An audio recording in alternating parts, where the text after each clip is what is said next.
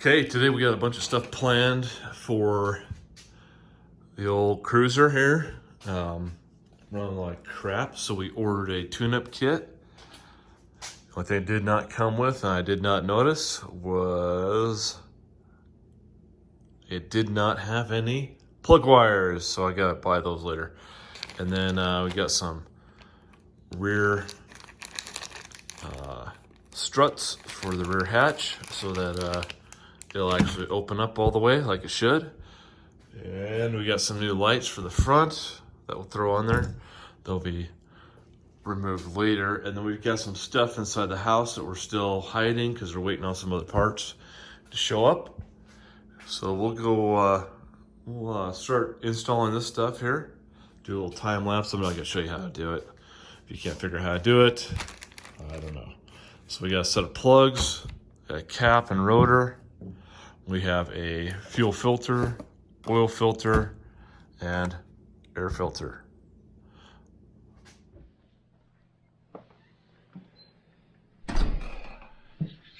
So this truck has about 234,000 miles on it. And doesn't look like a whole lot's been ever done to it. So we're gonna go ahead and change out these spark plugs, change out the cap and rotor, and some filters. So we're gonna show how that goes. Too bad I don't have a good light anymore. Oh, it died. Anyway, we'll time lapse it.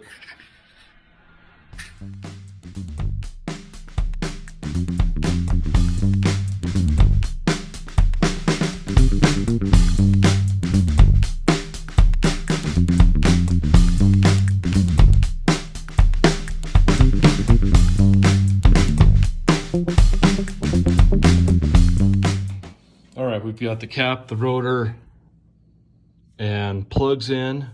Got our new filter in for the air filter. Just gonna find the fuel filter. I'm not sure where that is yet. I'll figure that out. And I'll change the oil eventually, but I gotta go pick up some spark plug wires because it didn't come in my kit. And they won't be at the store until around 9 in the morning, so we'll grab it.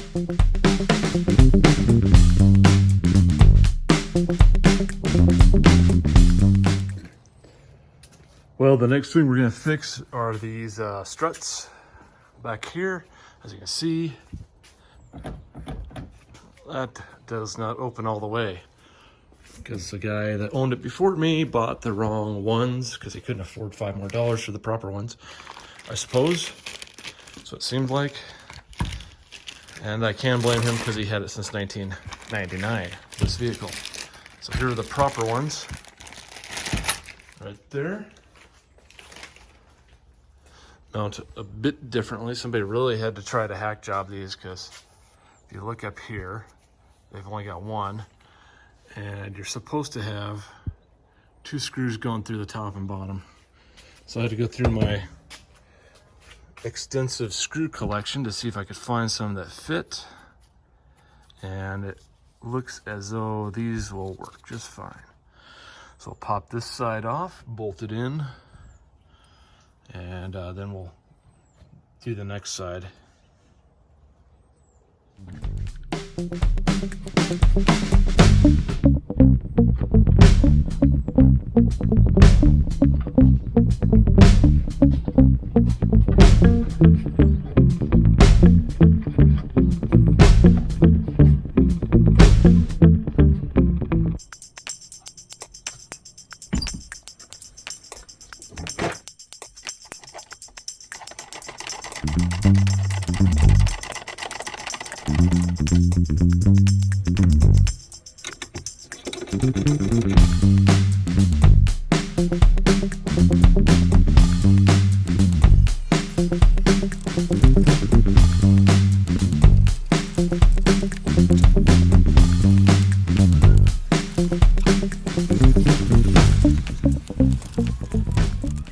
Hours later.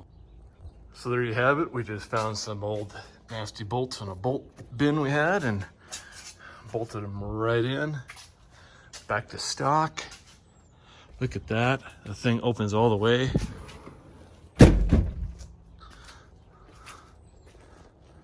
Excellent. Opens up just far enough, like it should, so you can stand underneath it without hitting your head. Very nice. So that was a easy fix. On to the next. All right, so we just got done installing a new double din CarPlay stereo that we got off Amazon. This thing it's a media player only.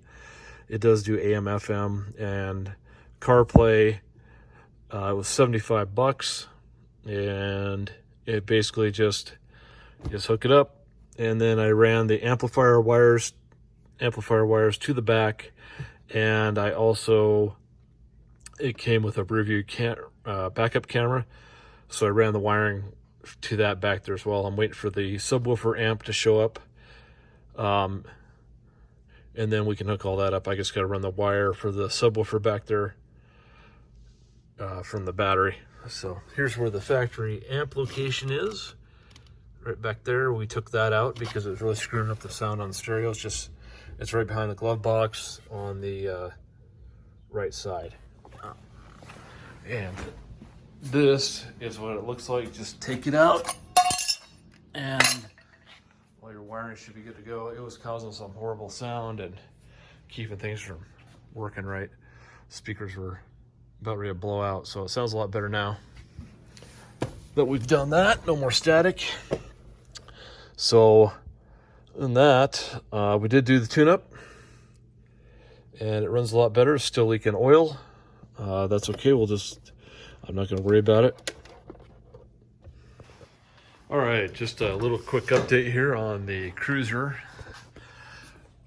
We have put new speakers in the front doors and some speakers in the back doors. And we bought a cheap Chinese head unit that was supposed to do CarPlay. That does not work off of Amazon. It will not make any noise through the speakers, so it's going to go back. Goodbye, Chinese crap. And then we did a tune-up on the engine. It's running better. And we also added some big LED lights to the front while we're waiting for our winch bumper that should be here next week. We painted the bumper so it doesn't look as ugly and ripped off the sides. We still need to replace the ugly tint, which will happen someday. I don't really care that much right now. And yep, there's the bumper and the lights. So those are all wired up. So that's what we've been doing for the last week, among other things. There you go. All fixed up for now. And then we got a new package over here.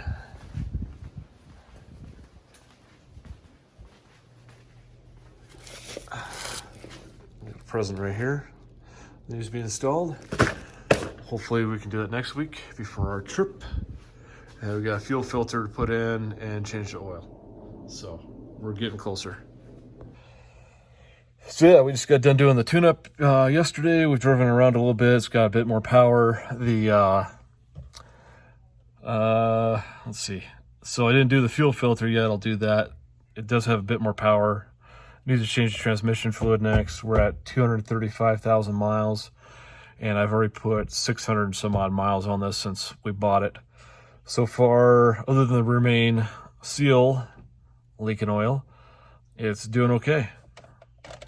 And it will probably continue to leak oil until the engine blows up, because it's going to get an engine swap at some point when the engine finally decides to die. We'll figure it out.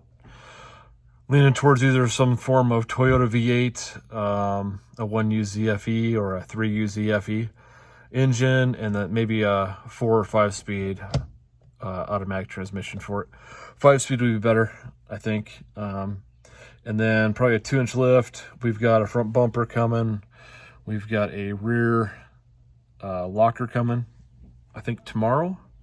Should be here. I don't know when I'll get time to install it, but we will try. I got a bunch of other stuff going on with my other businesses. We're trying to move into a shop, so we're going to be pretty busy with that for the next few weeks till we get things up and running there, and probably some long hours in there.